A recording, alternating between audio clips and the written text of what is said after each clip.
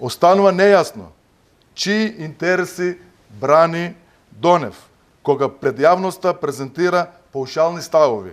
Дали ги застапува интересите на реформаторите на ВМРО-ДПМН или на продолжувачите на криминалната политика на оваа партија.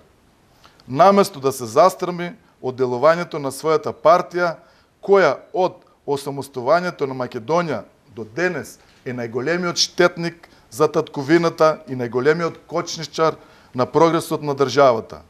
Донев се обидува да ја замајува струмичката јавност, избегнувајќи ги одговорите на клучните прашања, а тоа се: кој ја плячкушуваше државата цели 11 години и ги доведе граѓаните во милост и немилост?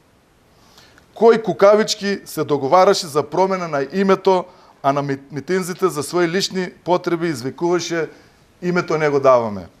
Зошто за 11 години ВМРО-ДПМН не ги прекина преговорите со Република Грција, ако истите неминовно значат правене компромис?